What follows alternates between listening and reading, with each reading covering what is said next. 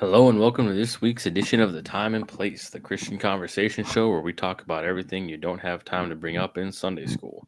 I'm Solomon and this is Julian, and today we're talking about stewardship and government waste, especially as it comes to USAID and finding out how the Mm. government is spending all of our money. It's been a wild The worst ride ways seeing all the possible. news coming out. Yeah. Yeah. So, It's been crazy, man. It's like you always assume they're wasting your money, but you never saw an itemized list before. yeah. Yeah, I mean, I thought it was all just going to the deficit and foreign wars. They Right. say like, "Oh, we're spending $1 trillion in Ukraine or something." It's like, okay, well, that's where it's all at. It's just all going to weapons for them or whatever, some kind of thing. I didn't know it was going to trans comic books in Peru or Yeah. wherever it was, The trans gay musicals in Spain or somewhere. the Ukraine war was a drop in the bucket. It was literally nothing. Yeah, That was when like you the know it's not smallest amount we could have the been roads spending. aren't getting any better, so it's not that. Right. LA's That's still on I fire, pulled and up the list. yeah, They never rebuilt from the hurricane. People are still living out in tents, apparently. I kind of wonder though, is this money real? Like maybe that's why it's not getting spent here because it's not actually real money. Like we can spend it in these other third world countries because like you know a freaking bottle cap is money or whatever over there. So like once the exchange rate of whatever it is like way more expensive or something. Like if we were to use it here, it wouldn't actually go as far, or it's not actual real money.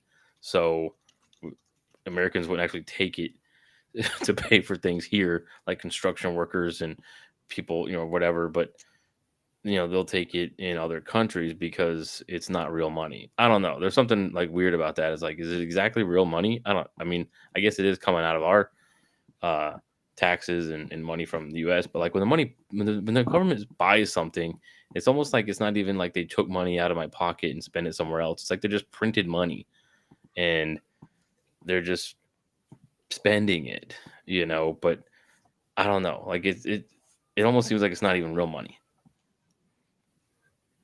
Well, okay, so first of all, like, is any money real money Right. right now? It's like it's kind of just on faith. Like, yeah, we got it. We're good. The way I understand it with what I've seen the breakdown is that with COVID and COVID relief, they did what you're talking about. Like they just went on the computer, put in a couple more zeros, and everybody gets money. Like they made it out of thin air. But this money, the USAID money, is the one they're taking from us in taxes. Hmm. So like they're taking they're making it up and taking it from us at the same time. Right. So that's what I'm saying. It's like it's real when they take it from my bank account in taxes, but Right. it's not real in that it could ever like just buy everyone a home in LA that lost their that lost their home, or Yeah. or Hawaii. Like it's just weird that like I don't know. It's like the money's there apparently. It's like it's going to all these other stupid things, but I don't know. It's just something that seems like there's just it wouldn't work to just spend it in America on American people. So and yeah, I mean, they do. They technically do because they all that money is what they use for government contracts. So like all the companies are happy to take it. It is real money. They could hire contractors with all that money and have them rebuild everything in a couple of years. It's like it's the same. It's not no different than them buying like a contract from Boeing or from any other company. that just seems like such a clear political win that just it never gets done. Nothing like that ever gets done. They were given like what No. $750. Uh, the Yeah. people in North Carolina too, like they got just like a little tiny little money that's not going to even do anything, and Yeah. it's just like why the money's there. Why wouldn't any self-serving politician want to just be like, look how generous I am. I bought everyone a house and I saved the day and I'm, whatever. And it's like, well, we know it's not really his money. It's all our tax money, but I'm glad they got a home. or I'm glad that, whatever good thing we actually would want to see uh, happen. Just no one takes that political win. That's what makes me think they can't spend it here. I don't know. You know what I mean? Like it just seems so obvious. Hmm. Just to if all that money's there, and no one even knows it's going to all these DEI weird things in different countries. So just stop doing it and then spend it on Americans and look like a hero. But it's like, why don't they do that? And that's what makes me Right. think like this isn't real money. I don't know. It doesn't work in America. Like we can spend it over there because we can just manipulate it in these other ways. But to actually just spend it on Americans to buy like a homeless person a house, like I don't know. It's like, why does that not happen? It's weird. So I think the answer is actually in what USAID is. Yeah. So we'll get into that because that's been where all of this is going from. Where Elon decided to take a look at USAID. He's looking at all the government organizations, but right now USAID was the big one that got most of the focus. So the assumption had been that it was USAID, Mhm. foreign aid from the That's what United it States and other says. countries. And right, that's what it says. USAID. It's there. It's right there in the Right. name.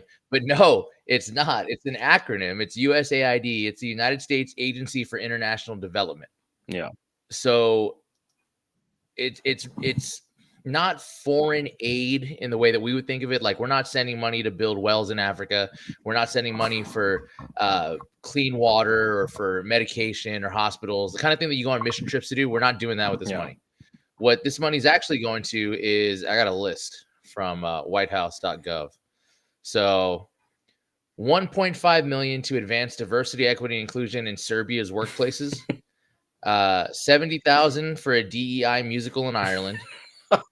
2.5 million for electric vehicles in Vietnam. Oh my God. 47,000 for a transgender opera in Colombia. Opera? This one's my favorite. Yeah, opera. 47,000 for a transgender Opera's already opera. gay. Yeah, but it's not Oh, trans. okay. We got to trans this one up. 32,000 for a transgender comic book in Peru. 2 million for sex changes in Guatemala. Do you kind of want to read the comic book? You know what? I mean, we used to work at a comic book store. Could you sell that in the store? Oh, to some of the freaks that would come in, you for That'd sure could fly sell off the that. shelf. Yeah. Absolutely. They'd have a cardboard display right up front. It would be hotcakes. I think that's what it's called. I Yeah. think it's the title of the comic. Oh, this one's the best though. Hockey. This one might be the most damning, and I don't know how more people aren't talking about this. It just says millions, so there's not even a real number, just millions. To the Eco Health Alliance, which is the agency that was funding the lab in Wuhan that we now know from the CIA is confirmed to have made COVID. Oh my God, the bats, the pangolins, and the bats. Yeah, the The bats bat and the soup. pangolins. That's where they were mixed Oh my God. all out of that. We Well, I funded thought we that. already knew we funded that stuff before. Yeah, but now it's clear. Now there's a direct link. Before there was like a degree of deniability, like it was through this company, yeah, but it was through that company, through this Oh government yeah, agency. these like non-government agencies getting paid, and then they Right. pay the government. So Yes. then it is a government. Exactly. It's just a Right. It's Exactly. just a workaround.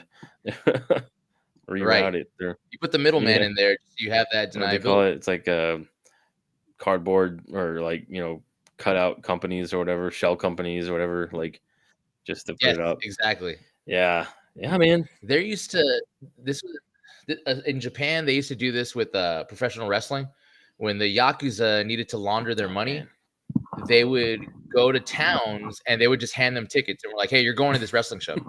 So then when the government came and was like, "Where'd this money come from?" Like, "Oh, we sold all those tickets to that wrestling show. That's where all the money came from. It's totally clean." Yeah. So, U.S. international, what is it? Aid of international development. What is it? U.S. Agency for International Development. So that right there is something to consider as far as is, and this has to do with like immigration as well. And like we're Christians, we're supposed to be compassionate and help people, right?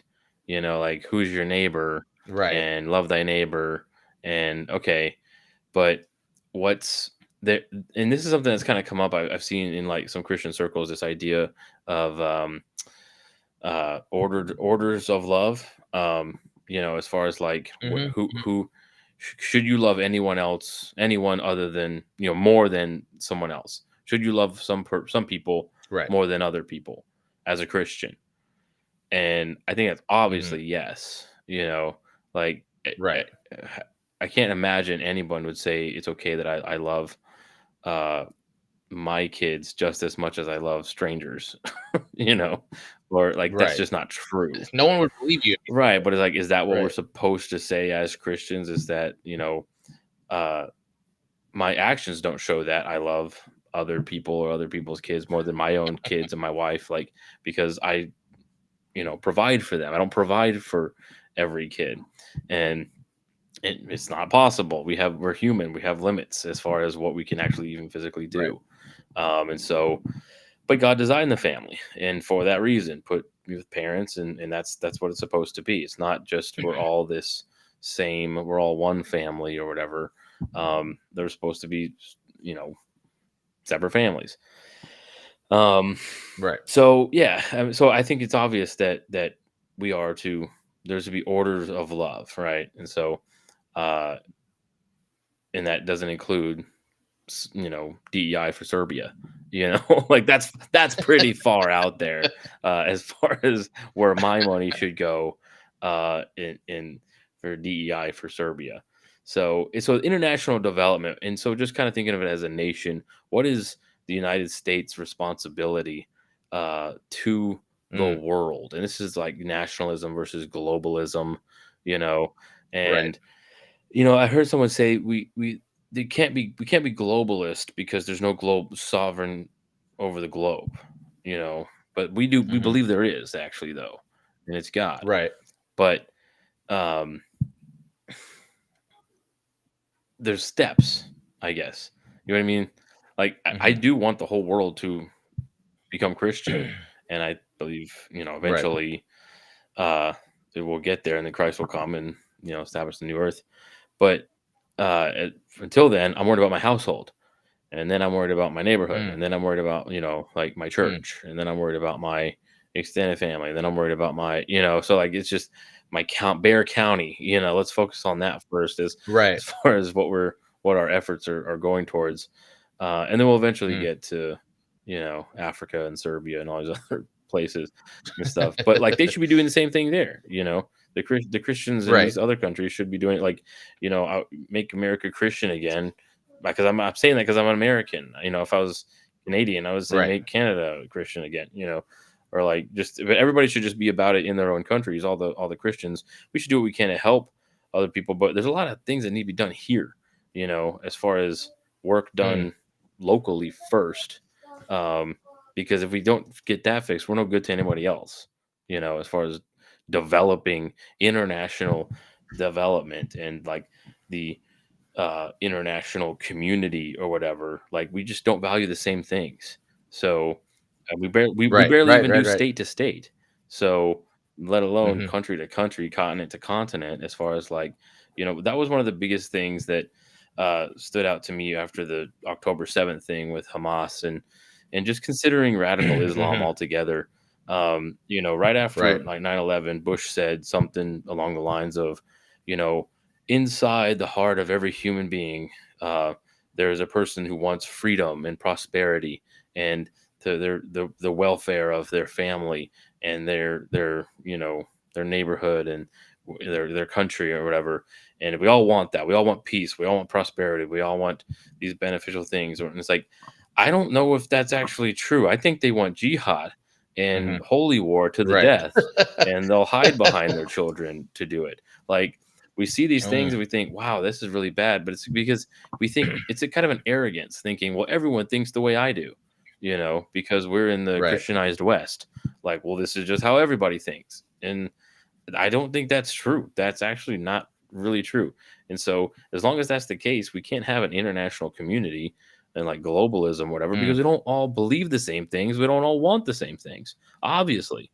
So, Mm. like Israel and Palestine and Gaza don't want the same things, and you can just ask them, hey, what Right. do you want? They don't say two-state solution. They don't say peace. Right. They say, I want them all to die. And Mm. it's like, okay, well then why I don't understand why we should not believe them when they say things like that. Um, and so as long as that's the case, the international development, I mean, yeah, sure. Once, Gaza's a glass parking lot, we can, make it the Riviera in the Middle East or whatever Right. Trump wants to do, which I think is just a game he's playing. But Yeah, I but, agree, I honestly. mean, that's the thing. It's like they don't want that. We think that, wow, who would want that? Jobs and businesses and hotels and this is beautiful. Right. This is wonderful. Who wouldn't want this? Well, they don't. I mean, I don't know. Like it's just well, apparently nobody wants that. A lot of people come out against that idea. But it is that arrogance of just thinking like, well, everybody thinks like me. Everybody feels the way I do. Everybody wants the same things Mm. I do and that we do as a society in America. And I think that's just not true. And so international development, I mean, yeah, I would like them to want freedom and democracy and these things, but if they don't, can't force it down their throat. I guess. So Right. that whole idea just of international Well, I development, I mean, think is just whacked from the beginning. yeah, I mean, just the idea of revolutions in general, you can look at from east to west, but just from west to west, like the difference between the American Revolution and the French Revolution and what the goals were and how they were carried out and like what we actually Yeah, wanted. People do not want the same things, even in the yeah, West. Like we just had completely from the Calvinistic Puritan Americans who wanted to be left alone and have freedom to the French, who was all envy and we have to tear down the oppressing class, which is every revolution now. That was China, that was Russia, that was Cambodia, there was all of them. So yeah, that idea that just like, well, the Middle East, they think like us. Like no, they fundamentally have a different worldview. Wilson talked about this one time where he said the biggest difference between Islam and Christianity is that to Christians, God revealed himself because he wanted a relationship with us.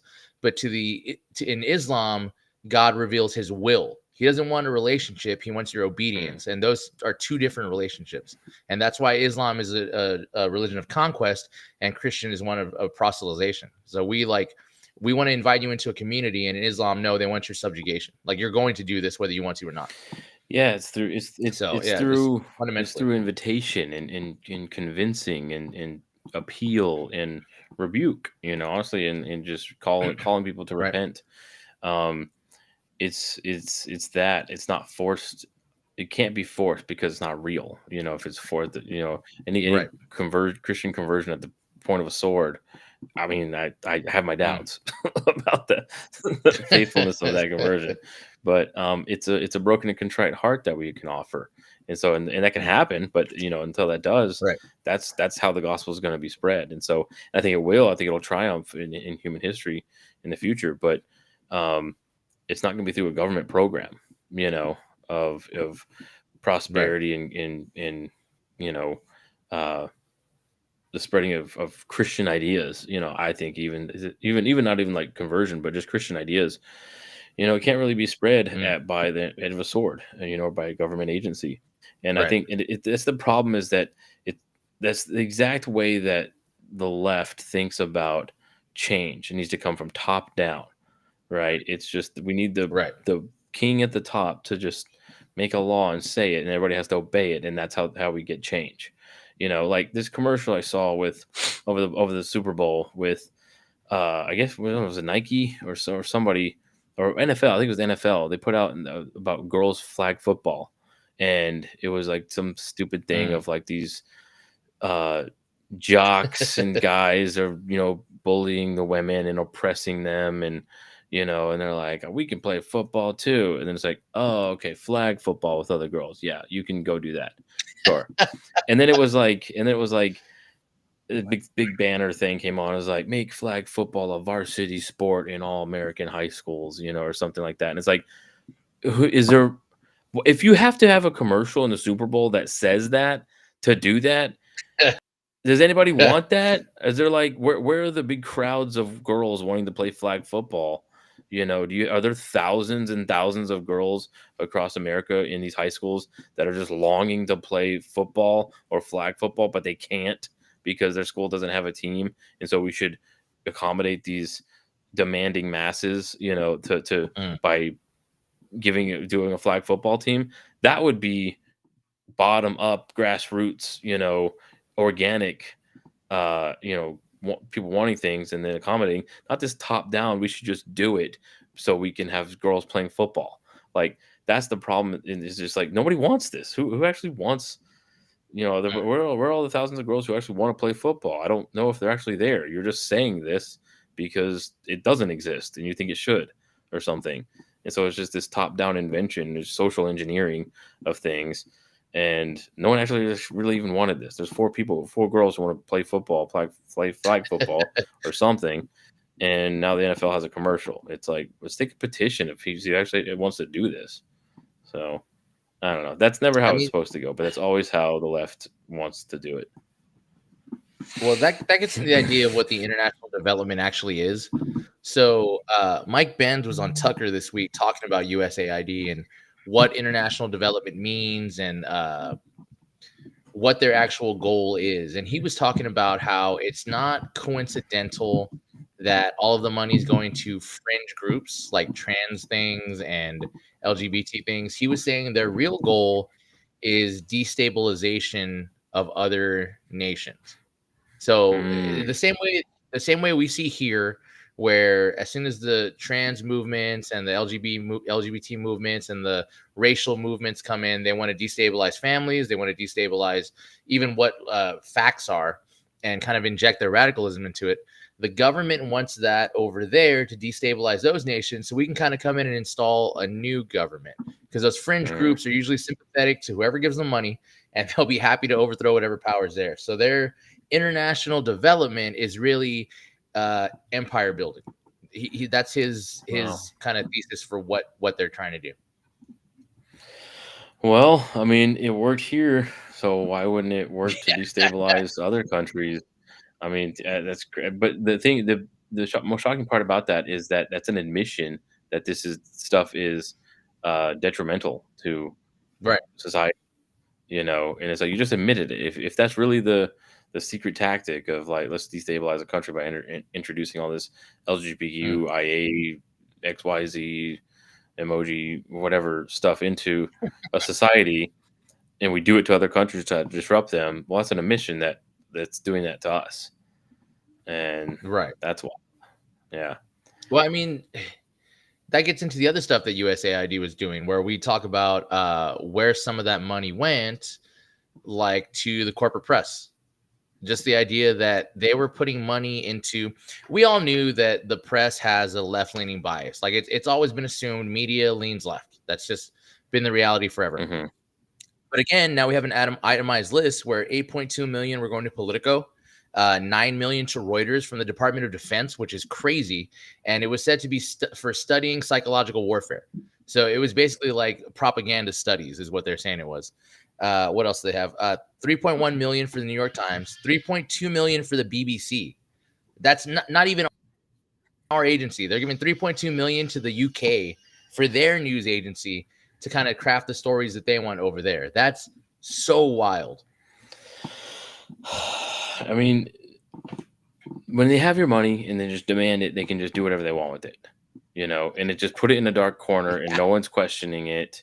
And until Elon hires big balls to go in there and investigate. You see that?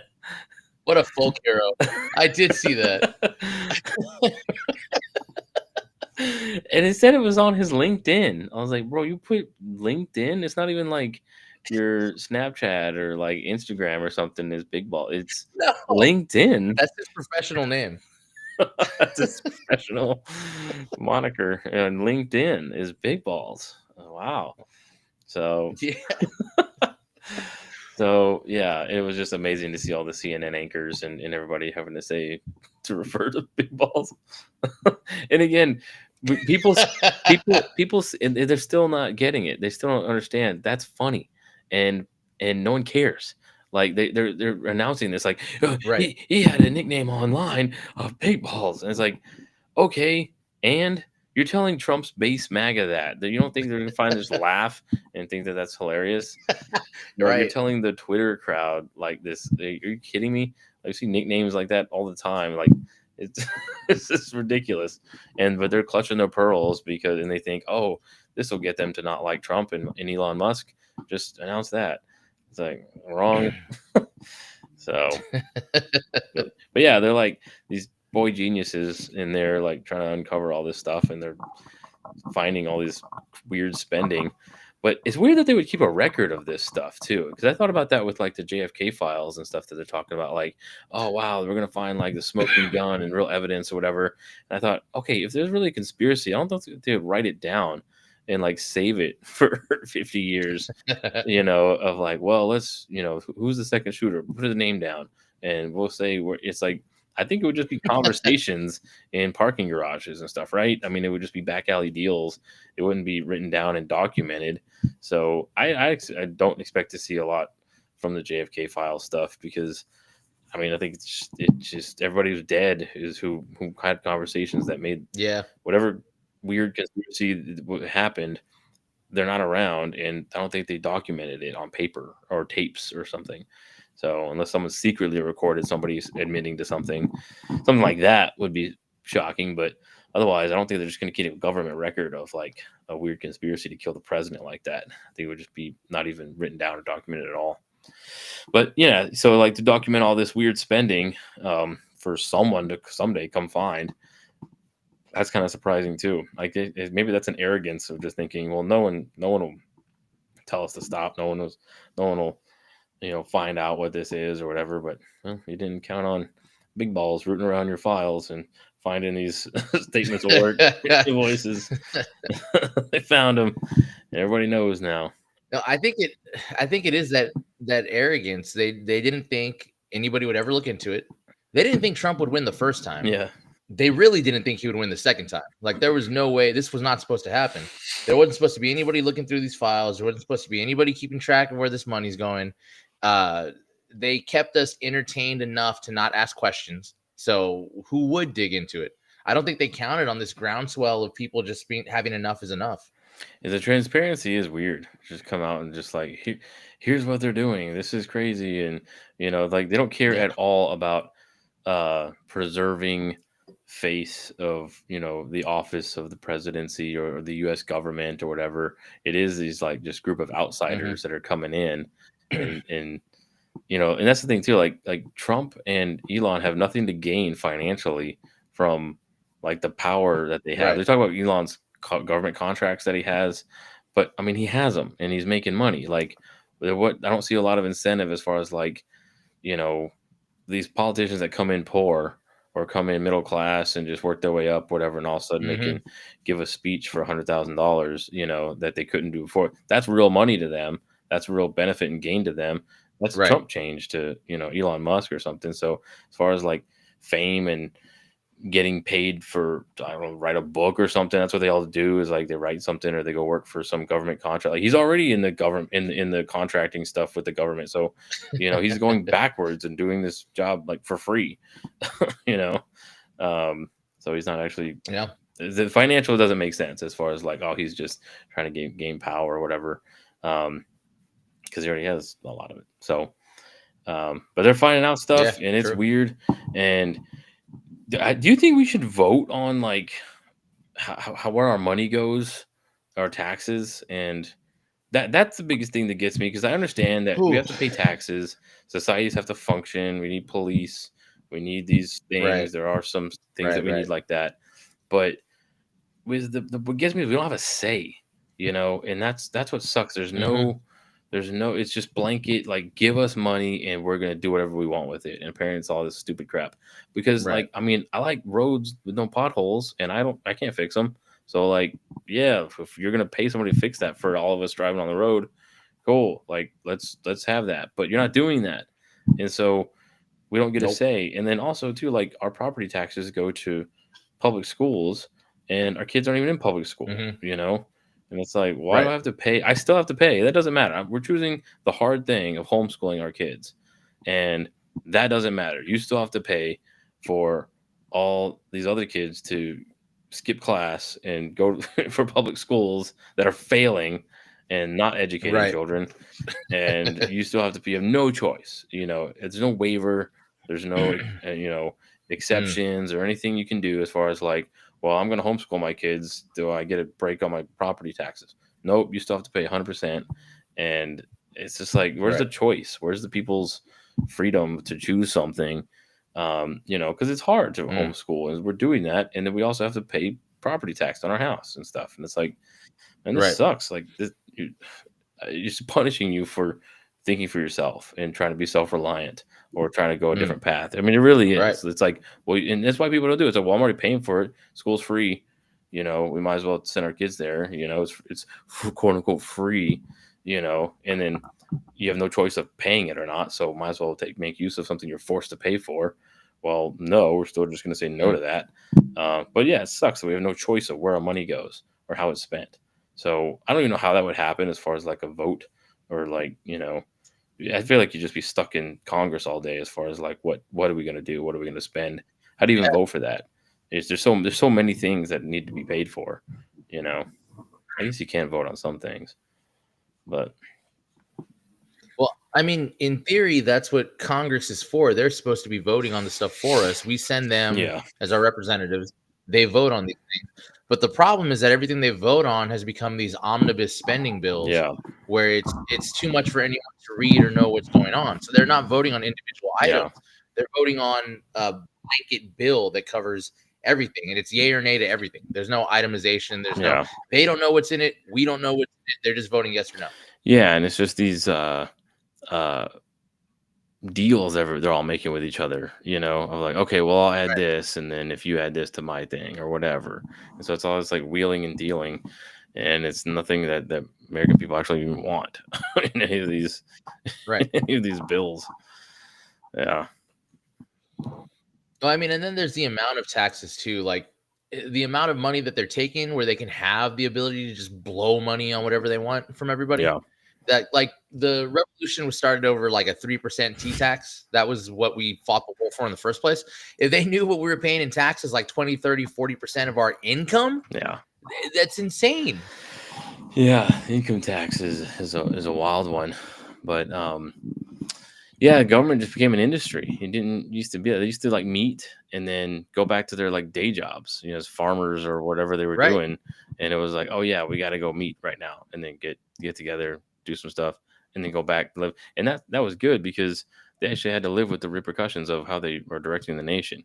Whatever they vote in, Mm, well, I got to go back home and live with this and my neighbors and right. stuff. But these politicians, they don't. They're just in that bubble, and they just never leave, and so they can make whatever decisions they want for Texas and California and wherever else, and they get to just live where they live and never have to face any of the repercussions. And so, Right. yeah, unless they get voted out, which weirdly they never do. Um, yeah, it's wild, man. I wish there was more choice. I wish we had. I wish we had a choice at all, because that's where this whole concept, viewing this as a Christian is about stewardship and about Right. you know, using your money in stewardship, not just with money. Stewardship is with your body, with your mind, with anything that God has given you, spiritual gifts, anything that you've been Mm, given, you're called to steward well and use it. It's all on loan from God. And so, however we use these things, are we're going to be held accountable to how we use them. And so, with this, we've elected these politicians to make decisions for us, and they take money from us. And what are they doing with it? Again, I know things need to get paid for, but like none of the stuff that people want to get paid for, like roads and things, are getting paid for. And it's all this other crap. So it's just a complete failure of stewardship and of leadership on the count of, the politicians. But, what else is new, right? I mean, yeah, But I mean that too is it's kind of a failure on personal stewardship too, because we're essentially just giving them our money without really questioning what they're using it for. yeah, we don't even Like know. right now we know, right now we know, but we knew before that it was being wasted. We didn't know specifically on what, but we did know that. And it was still, there was never any idea of like, well, why is it this much? Why don't we look into that? Is there anything we can do about that? Nobody talks to anybody about that. And that's the point of having representatives, is they're supposed to bring your grievances, but they're not. And we're just like, we're okay with that system for whatever reason. Yeah. Well, I and don't for know the why. longest time, it was like, well, we don't have money for this kind of welfare thing or whatever. And then the Right, liberals would say, well, what about wars? You have money for war. You know, if all this money that goes into war, why can't that be directed to the homeless or whatever? There's billions and billions of dollars for war, but why can't that money go towards the homeless? And what you're seeing right now on the right is a shift of them saying, okay, let's stop the wars too. You're right. You know, right, we don't want the wars either. We don't have the money for the homeless, and we don't have the money for the wars. You're right. So let's end the hypocrisy and just say no more wars. And that's kind of like what Trump is right. doing. Um, and just like so it's good, that kind of consistency I think is good, I guess, but we still don't have it's this twisted compassion thing that gets thrown into it of like, well, these people in Ukraine are dying or they're being attacked or it's we have to defend against Russia, and we have all these interests in other countries and stuff. And with like Israel, I agree that it's good to have a westernized democratic foothold in the insane Middle East area, just to have some kind of presence there. And so I think that's good. But I mean, we shouldn't have the wars anyway. I mean, like, and that's what Trump's thing too about the European countries paying their fair share of these things. They have something benefit from these things as well, like funding Ukraine and stuff, and they're not. We're the Mhm. we're the piggy bank of the world, you know, apparently. And I just don't think that that's right. We got too many problems here ourselves that we could, if we're gonna Right. be spending, because even that is like enabling, and I think there's some problems with that even within America. But we're not even doing that first. Like if we're gonna Right, right. spend and not be good stewards, well, let's spend in America and do it here at Mm, least and get something. But we're not even doing that.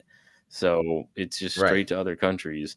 And again, that's what makes me think it's not even real money. It's not even, it's just such a no brainer Well, win for somebody to do that, and they never do it. I mean, Luther, when we talk about orders of love, like as an idea of Christianity, Luther talked about that when he said, like, the Bible says that a man should love his neighbor as himself, and his closest neighbor is his wife. So he should love her the most, right? And we're in tax season, and every tax season, I think about when I get that income tax return, however much it is. My thought was always like, man, it would have been cool to have this all year instead of just my kids and wife really would have appreciated that. So it is as at the risk of sounding callous, it is one of those things where it's like, there's people dying in Ukraine and Israel needs this for the defense. Like, yeah, and my kids need stuff too. Yeah. Like, they're here. They're the ones who are my immediate concern. Not to say that, as far as having a presence in the Middle East, someone who's sympathetic to us, that would be nice, but not if it's at our own expense. Like, Yeah. if we have to fund their existence, what are we doing? Why, if you can't take care of yourself, why is it relying on the rest of us to all pitch in to make sure that you stay intact? Well, it's the same thing with how it is in America. If daddy's paying, you got to pay by daddy's rules, you know? And it's the Right, same right, with right. like, okay, churches, you're going to get a tax exempt, or you better be doing gay marriages, you know? And That's true. whoever's paying has the control, right? If dad's paying for your Right. phone and you piss him off, guess Mm, what? No more phone. And so it is this control thing. And so I get it from that perspective, but you shouldn't just be doing that with that's the thing with people's such screwed up mindset of what the government is there to do. you know I remember mm. talking to somebody like, oh, you're just like small government libertarian, doesn't help or take care of anybody. I'm like, that's not their job to take care of you. You've got this all screwed up of like, oh, that doesn't work because they can't take care of anybody. It's like, but that's not what they're supposed to do. It's not what government is supposed to do. Is take care of you. Take care of yourself, and we could take care of each other. It's supposed to be this families, first of all, sticking together and being there for each other, and then communities like churches and other social communities to be there Right, for right, each right. other like we do.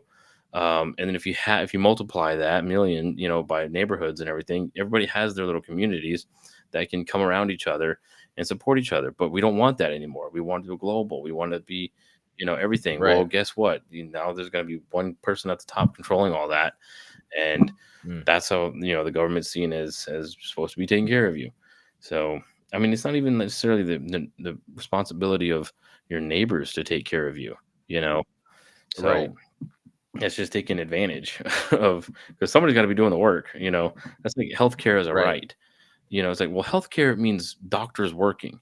So you're saying somebody else's Mm, work, I have a right to their labor and a right to, like, they went to school for this and they went to have a skill. I have a right to some other person's skill. I mean, that's mm. weird, like that he has to do it. We used to have a name for that we banned, and then Yeah, right. I don't know, man. But it's the vices of the modern age and the sexual revolution. That's what got us to the nanny state. Like everybody's having this free love, free sex movement. And then we have single moms. Well, who's going to take care of the single moms? It's supposed to be the dad and the Yeah. husband, but he's not around and they don't want him around. So who's going to take care of that? The government steps in. And now you have generations of people who are just used to the government stepping in when they didn't have a father, or they didn't have a husband, or, Yeah. uh, and now it's just expected. That's just the way things are supposed to work. Well, I have this question of, who what happened first? Did the failure of the church to help the widow and the fatherless happen first, and then the government Mm, stepped in, or did the government step in and then the church was like, "Well, why are we paying double for the widow and father? All my taxes are going to these welfare programs. Why do I need to mm, do a charity thing?" You know, which one happened? I don't know the answer to that. As far as like, which was it? Did the government see a good, form of some kind of control and step in and just demand taxes for welfare stuff, and the church was mm. like, well, shoot, it's already being paid for by my taxes. Uh, okay, I mean, I guess I could stop giving, or whatever, to the poor and to the needy if it's just going to be taken from me, um, and then stop. Like, so I don't know which happened first. I mean, I could definitely see it as the church failing and then the government stepping in and filling the void, Mm, of seeing right. the benefit for themselves of that, of filling that void. So I just don't. Mm. That's what I would assume would happen. That in the American church, but Yeah, yeah, that's a good question because like going back and looking at charities and hospitals, it's always like United Methodist Hospital or Baptist hospital. Everything, especially here, if you go around medical center, everything has a denominational name tied to it. So it's yeah, like Christianity started the right, hospitals, Christianity started the charities, and then at some point government funding came in. And I think a big part of that too might be that definitely in my lifetime, but preceding that, and it's probably because of dispensationalism and rapture theology and all of that, that our focus turned from our local area and our neighbors to the outside world and countries. Like every time churches, especially mine growing up, when we talked about missionaries that we were supporting, it was in Ecuador or it was in China yeah, or it was somewhere like way off somewhere else. It had very little to do with our local neighborhood. And our church was pretty good about outreach stuff too, but the emphasis on mission work was definitely foreign. It was going outside, not around us, that's probably a huge part of it. so is foreign missions bad As far as foreign missions first bad, first? Yeah, not yeah, like we're not taking care of our own community. Like there is no community. Like in the four walls, there was like we knew everybody who we went to church with, and everybody helped everybody there. But there wasn't really an idea of reaching the hmm, neighborhood or the city or anything like that. It was the idea of we have to reach. And I remember seeing a video where it had like broken down statistics of people groups because of that idea that every person or every group of people has to hear the gospel before Jesus can come back. That was the goal. It was like we have to get the gospel out so Jesus can come back and get us out of here. all And right. that I think that ruined everything. The math. They're doing the rapture math of Yes. yeah, if every Christian, there's this many Christians and there's this many people in the world, so if every one of those Christians told one person that didn't know and they accepted Christ, and then we Right. could get, that's how we get Jesus coming. it's like it's like Right. gaming the Exactly. system or something. Yes, that's Kind exactly of what it juice the is. numbers to like get Jesus to come back.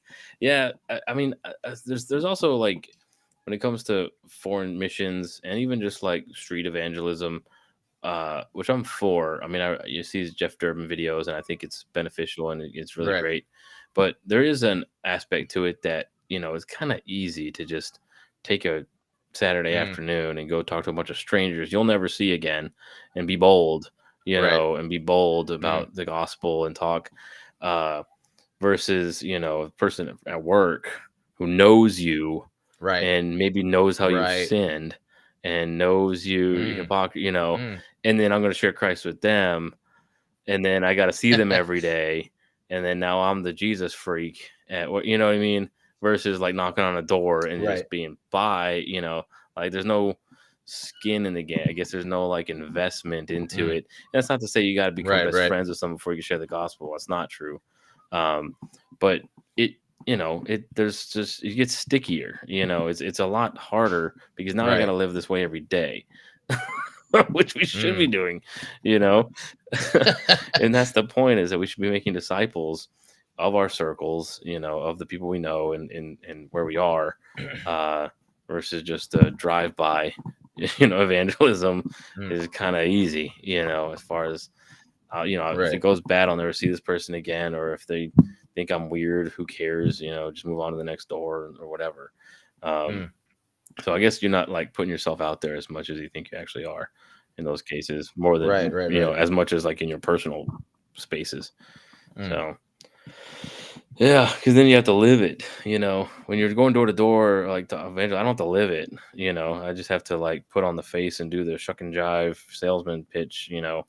And then Right. it's on, and then it's on to the next one. So, but to have to live it every day, they know I'm a Christian. I share Christ. We talked about these things, and now I'm complaining, or now I'm grumbling, now I'm, whatever. And Mm. it's a lot harder, I think, just day to day. And that's kind of foreign missions. I'm gonna go on a foreign mission trip for 2 weeks, be the, Right. white savior to all these brown kids, and then okay, build a school or something, and then leave, and then that's, hope, maybe someone got Mm. baptized or something, and great, I did my mission trip, kind of thing. So, but I mean, again, it's not to say that there shouldn't be some aspect of that, and go to every nation. I mean, that's the thing. But to live there and be there and stay there and like, Right. become that, and then make it Christian. I'm all for Mm. uh gospel colonialism. you know go for that. And that's what's that meme where it's like all the Aztecs sacrificing each other, and it's like, then the it's Oh like, yeah. oh no, here come the far right colonizers.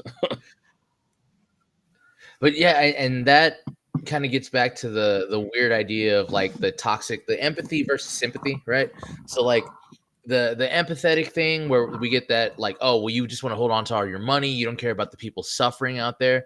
Why is it good to worry about your money in that way, to like, oh, we need to help these people, but it's not okay to worry about my neighbor's money that's getting stolen by the government to fund all this other stuff? Like, why does the sympathy only go one direction? Because we have neighbors and families that are working and are losing money and are probably struggling too, and they can suffer, that's fine.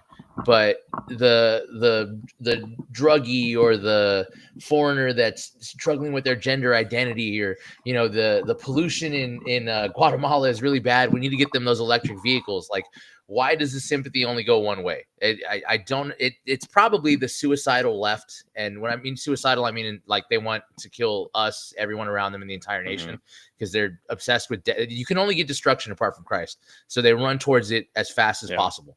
And the greatest outcome, I think, would be for them to just see everything here collapse. They hate America. They hate the history. They hate that it's foundationally Christian. So let's extract as much as we can and just rip it apart. And then when it's nothing left but just a shaky frame, not even a foundation. If you remember our conversation with Naked Pastor, where he was like, don't even rebuild. Don't even worry about that. The foundations are irrelevant. They just want that shaky frame that they can throw a skin suit on and be like, this is a new America. This is what we want to make in our Yeah, because image. that's easy. It's easier to tear down. It's easy to constantly just be tearing down than to actually build something. Yeah. So Louis C.K. said the quiet part out loud one time when he was saying about immigration, and like, yeah, but they're coming here. It kind of makes things worse. And he's like, well, we shouldn't have it so good. We have Yeah, it I too remember good, that. and other countries are on this despair and all these things, and we have it so great. That's not fair. So, but the answer isn't, well, help build them up, and like, or just, or just at least with ideas, and not with, you can't pay your way to democracy build or whatever, but let it spread. let them express their ideas of freedom and democracy the way we did and support anything like that. Again, not top down, Right. us coming in with the money, bags of money, but them actually having a revolution where they are, or uprising, or just whatever, and in support, trying to support something like that, versus just tear ourselves down. And so we're all on the equal playing Right. field. We're all equal now. We're all in the dirt. We're all destroyed, and Mm, everything sucks. But I mean, that's easy. It's easier to just destroy yourself, so then everybody's even and mm. equal around the world, and we're all in poverty and Right. everything sucks. Well, I mean, the narrative has changed too. If you- That interview that woman was doing with JD Vance, where they were talking about immigration, and she said the famous line that everybody's repeated for a decade, where, well, America is a nation of immigrants. We were built by immigrants. And thinking about that, like, wait, no, that's not accurate at all. America is a nation of colonists and Yeah, settlers. And then after we built a nation, then the immigrants came afterwards. Like, there was nothing here until the settlers came, yeah, right? There was natives, but what were the natives doing? They were riding horses and living in teepees. The ones in New Mexico were living in mud houses. Like, there wasn't yeah. anything here. There was no society. And then the settlers showed up, and they had a cohesive worldview based in Christianity, and they thought about flourishing and building and families and towns and neighborhoods, and they built all of that. And then once we established a nation, then the Yeah. immigrants came. Well, there was a concept in the expansion west in America where it was seen as like, and I wonder what you think about this. It was seen as like like the whole manifest destiny thing, but Yeah, it yeah, yeah. was, if you're not using a land to its Mm, potential, you don't have a right to it, or mm, something. And so how does that fit in as far as dominion and stewardship? Um, mm, if you come across a situation and saying, hey, you've got this thing and you're not using it to what it could be, um, let me take it and mm, flourish it, or just let the person just you know stay on the fertile land, and no one has mm. crops or something. Well, I think about it two ways. So, like, one, there's this really weird concept that we live on stolen land, right? But it's this dissonance of the Indians didn't believe in land ownership. They believed in everybody holding land. And then at the same time, you stole their land. How do I steal it if they don't believe they Right. own it? That's not possible. You can't have both. So that whole idea is weird. Right. But I tend to think about, like, the natives and all up and down the Americas, the Comanche, the Apache, the Aztec, the Inca, all of them. Um, that idea of, like, the noble savage is such a Yeah. myth. They were, in reality, they were cannibals. They were warring people. They were sacrificing people so the sun would come up in the morning. They were dragging each other's children behind horses till they were shredded to bits. And it makes me think of, like, well, what happened to them is kind of what happens to pagan nations when they're pagan for long Yeah. enough. Not necessarily saying that it was a good thing, but, like, that's, when Israel got to the promised land, that's what they were all doing too. And they just swept through. And then when Israel started doing that stuff, the Assyrians came through and swept them out. And then the Babylonians came through. Like, this is what happens when pagan nations do pagan things. Eventually they get swept out by Not a somebody Christian. else. It just kind of, yeah, yeah, by a Christian, exactly. And not even all the time. Like, there's a passage where God talks about how he's going to use the Assyrians to take out Yeah. Israel, but he's not going to hold them innocent for the crimes that they do to Israel when they get swept out. Like, it's God will use the hand of a nation that's more powerful to punish a wicked nation. That's just kind of the way this thing happened. Well, I mean, it's not to say like to justify a genocide or whatever, but the way it escalated is, Right, the settlers came in with a certain understanding of property rights. I'd say an right, understanding of property rights and ownership that the pagan Indians did not have, and they were trying to right. make deals with each other. And you Mm, can't, it's like, okay, we want to buy this land, we will give you this stuff for this land. And they just like, what? You're gonna give us stuff? And like they didn't, yeah, like you said, they didn't have a concept of land ownership. And they're like, yeah, you want to buy that cloud too? Give me something else. Like it was right. just like they didn't have an idea of it. And so when these transactions were made, and then the Indians didn't move, And then the settlers were like, "Well, we paid for this. Gave you these things. You give us the land. You're being deceitful and dishonest on the deal. You're turning back on the Right. deal, and we're gonna hold you to what we said in the contract. If you didn't, like whatever uh, punishments or consequences of breaking this contract are, we're gonna do that." And they did it. And then the Indians are like, "Okay, we're at war now." And then they're killing each other, slaughtering each other, everything. And it's like these land acknowledgments, that the people, these like leftists do on stuff. It's like, you can give the land back, right? You can give your house to a Native Right. American, and it's like, well, which tribe? Because they don't see them all these other. Mm, Again, it's a very weird, like right. Western thing to say. Well, the Indians, the natives. It's like, well, who? Right. The Comanche, the Apache, the Choctaw, like, they don't see each other as all the same thing that you did, they Right. see them as different as each other as you and I. And so, who do we give the land back to? Do you even know? You know what I mean? Like, here in Texas, it was a lot of Comanche, but, like, okay, but who had it before them? Because somebody did, how far back do Right. you choose to go? Then it becomes this arbitrary thing of like, well, we're gonna go back this far to give it to the Indians. Well, which Indians? Well, this one. Okay, but they stole it and slaughtered all the people that were there before. Why shouldn't it belong to them? Like, who's the first people on a land?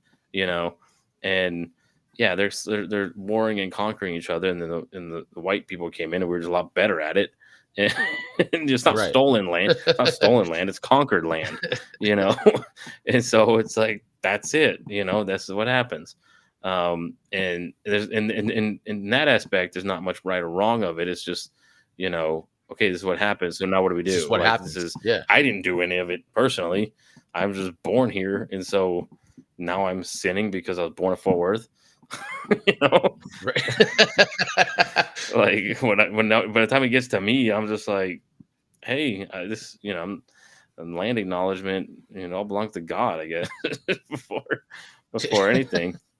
So, but yeah, that's the thing of like stewardship and like, if we were given things in life and we're supposed to do things with them, Mm, and we don't own really anything, and it's all on loan from God. And how are you stewarding it? How are you taking dominion? How are you a caretaker of God's everything?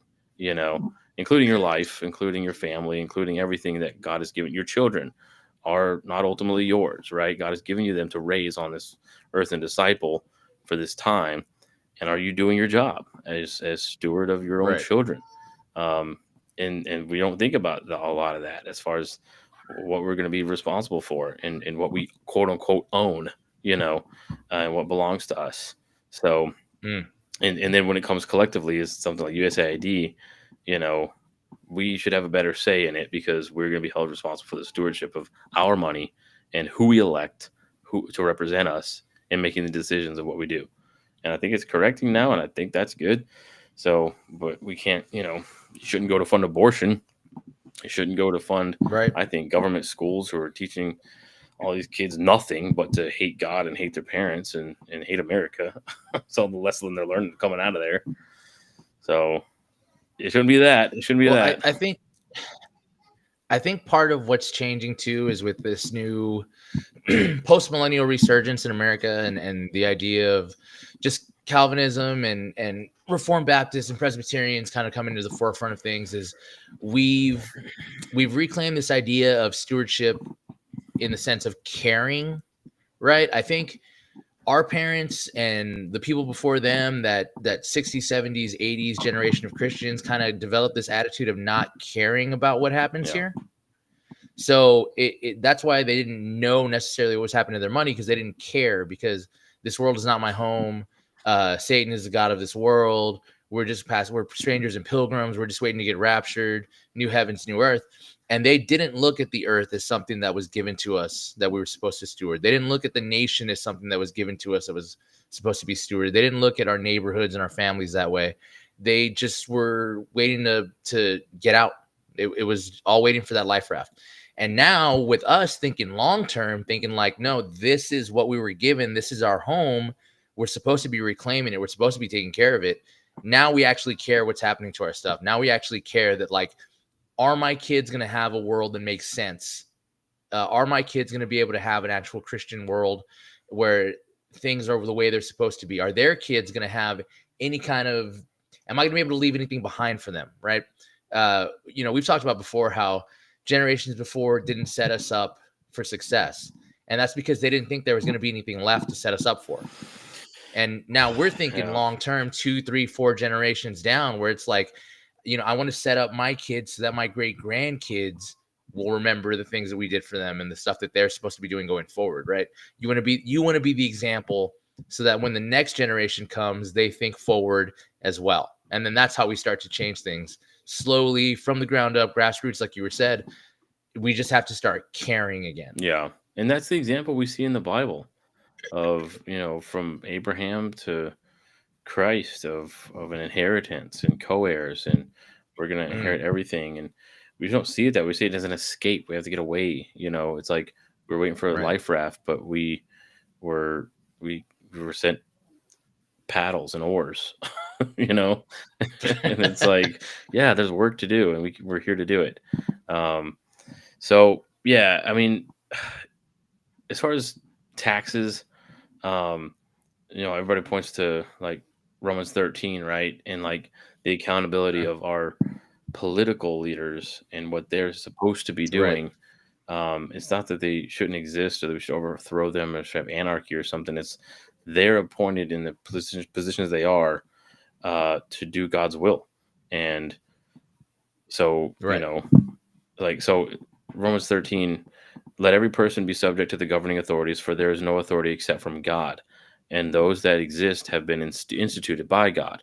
Therefore, whoever resists the authorities resists what God has appointed, and those who resist will incur judgment. For rulers are not a terror to good conduct, but to bad.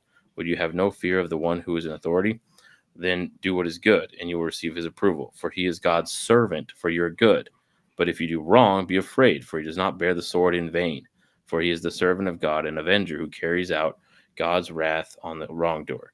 Therefore, one must be in subjection, not only to avoid God's wrath, but also for the sake of conscience. For because of this, you also pay taxes, for the authorities are ministers of God, attending to this very thing. Pay to all what is owed to them, taxes to whom taxes are owed, revenue to whom revenue is owed, respect to whom respect is owed, honor to whom honor is owed. So it's not this escapism Mm, of like doing away with the system that's there. That system is supposed to be enacting God's will and be right. servants of God.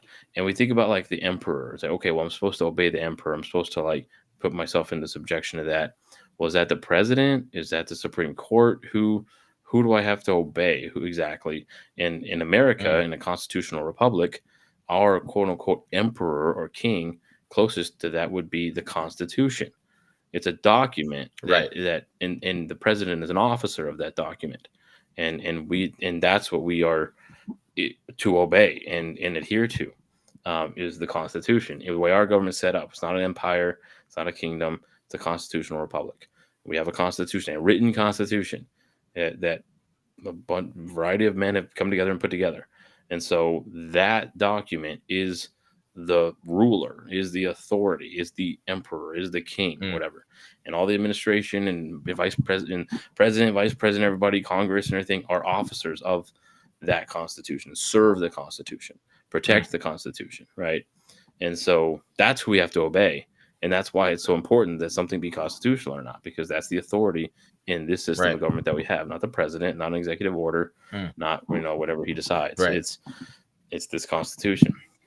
So that's why an executive order is easy, but a constitutional amendment is hard, because it's supposed to be Mm, hard. It's right. it's the king. You're Right. Right. adding Right. or subtracting something from the king, from the emperor, and so that's a big Mm, deal, because that's who we actually have to listen to and obey. I think that's what Romans 13 is adhering to.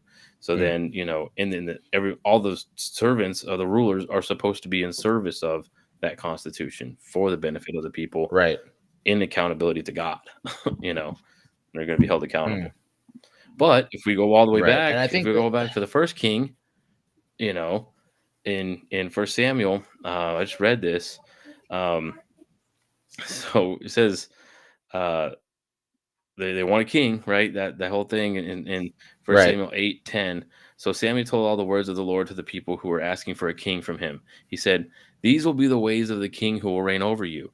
He will take your sons and appoint them to his chariots, to be his horsemen, and to run Mm, before his chariots.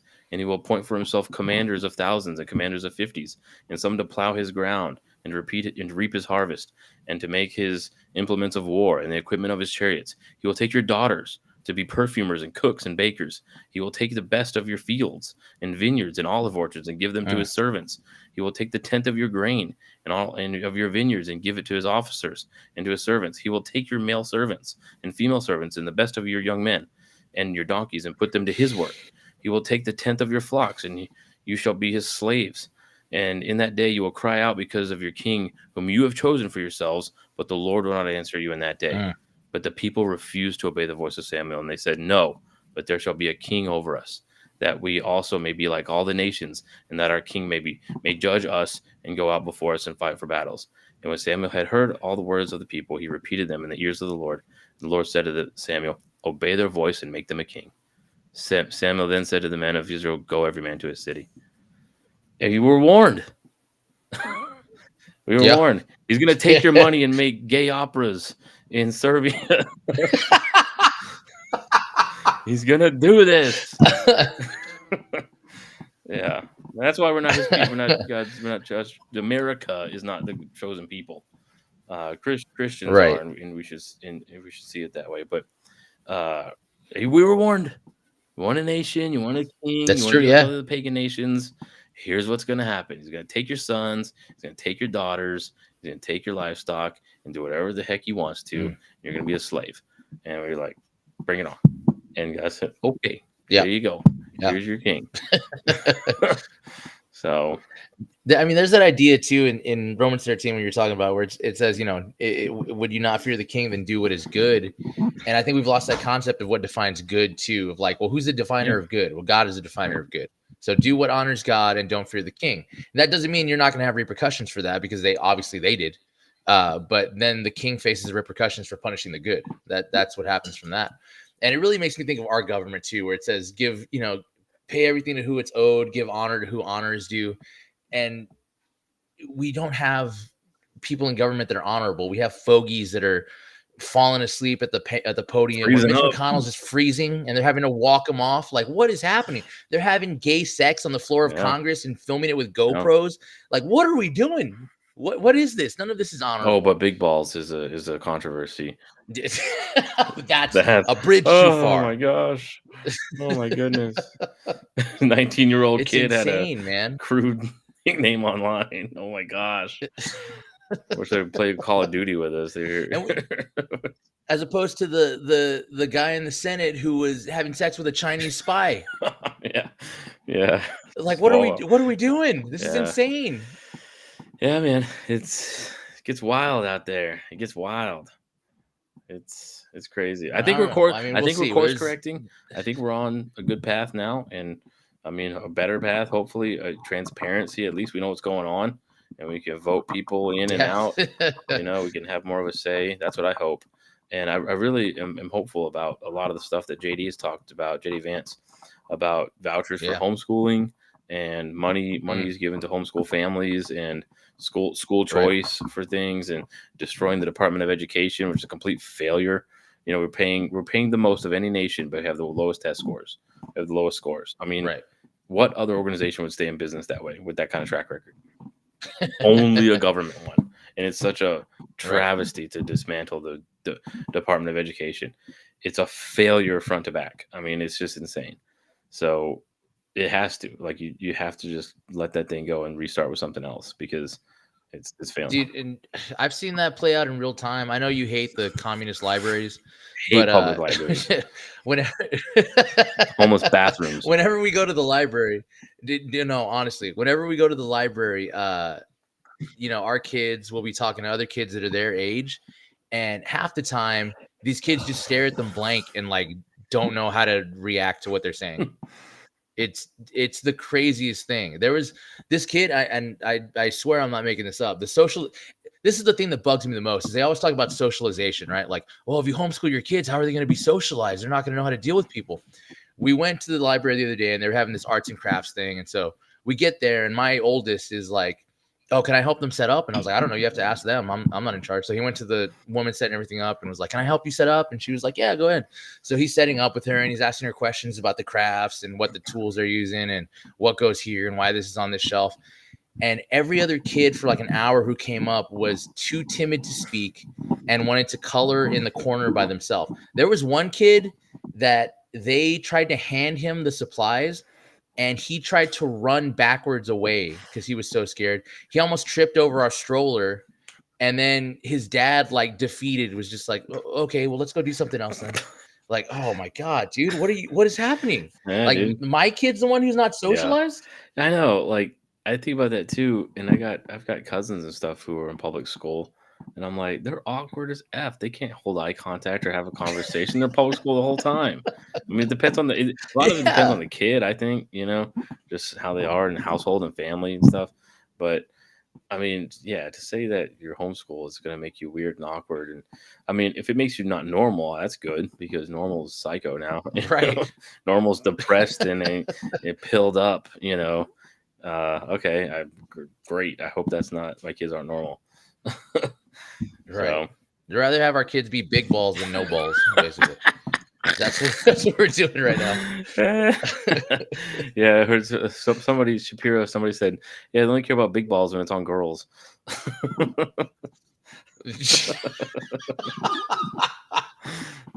damn it. Oh yeah, that's just true. Well, on that one last thing that's on course correcting, because it's something that we've talked about, how the conservative space is largely Catholic and it's this gay trad lifestyle that everybody's doing now, this cosplay trad. That video I sent you of Charlie Kirk kind of had the light bulb go off the other day when he was talking with Michael Knowles about how the Pope is a communist and how he's talking about things that are clearly not biblical. And it was really great to watch Michael Knowles like dismantle the Catholic argument about unity of thought and we have one thing that we follow, when he just openly says like, well, if you show me everything he says, I can kind of just, turn down the hearing aid on that one and we don't really care about that one. Or well, it's like, well, he's not speaking in the office of Pope, and now he is. Yeah, now he is. And now he is like, yeah. And the crescendo is really Charlie Kirk being like, or you nail 95 theses to the wall and you start a reference. I was like, yeah, now you're getting it. I remember Matt Walsh years ago posted something about, I think it was when the church priest pedophile rings and stuff were coming out, about how they didn't prosecute any of them. They just moved them around to other places and they kept raping kids. And Matt Walsh came out and said something about like there needs to be a major revamping of the Catholic Church or whatever. And it was like, that already happened in the Reformation. You mean like a Reformation?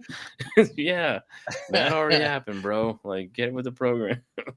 But yeah, I'm hoping that keeps going in that direction where they start seeing like, hey, this was a bad idea. This institution. Well, Mel Gibson was on with Rogan and he was talking about that, and I guess James White was saying that there is this like group of Catholics who, I forget what the Latin like title of their point of view is, but it was the Sedeventius. Yeah, where it's like there's the Pope is absent. It's the seat is vacant. There's the no seat Pope. is vacant, and it's like, well, who's in charge of finding the Pope? The church, and they're failing, or they've got the wrong Pope. You're saying the inspired church that has the authority of God, of Peter, of everything, picked the wrong Pope. What does that say about their judgment on anything? On everything else, they can fail. They're not infallible. The church is not infallible because they got this gay commie Pope, and so it's like, okay, what does that say about the church's authority on anything? They're not God breathed. They're not inspired because if they can fail this badly of finding the wrong Pope, Christ's vicar on earth is supposed to be, they find the wrong Pope and the seat is vacant.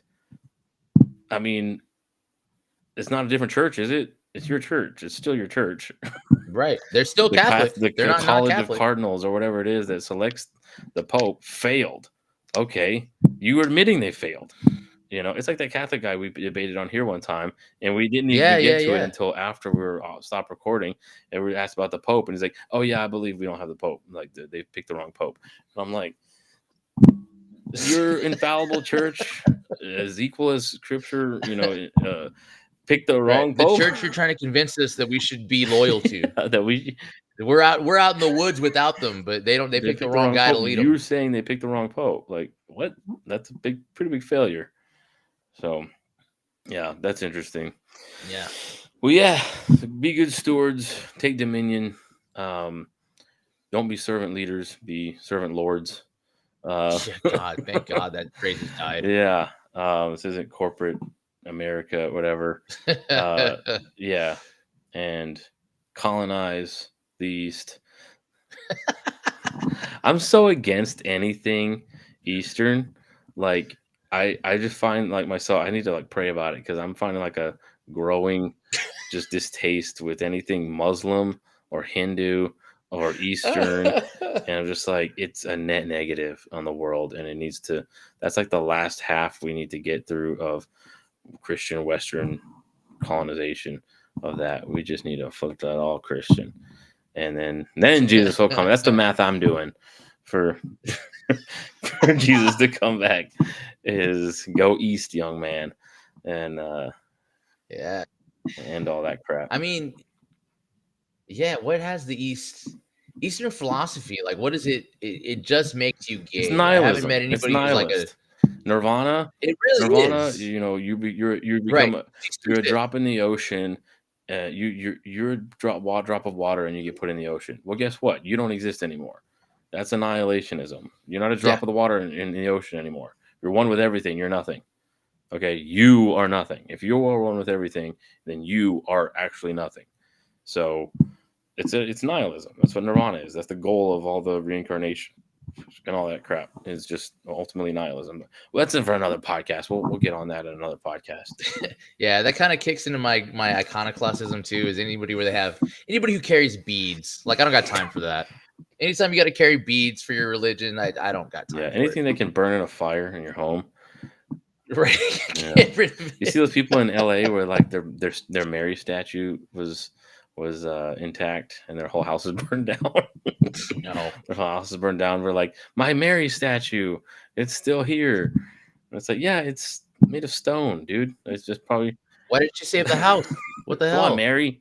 Why don't you save my house? It was, yeah. Where were you? Where were you intercessing There's on no that room one? at the inn or your house.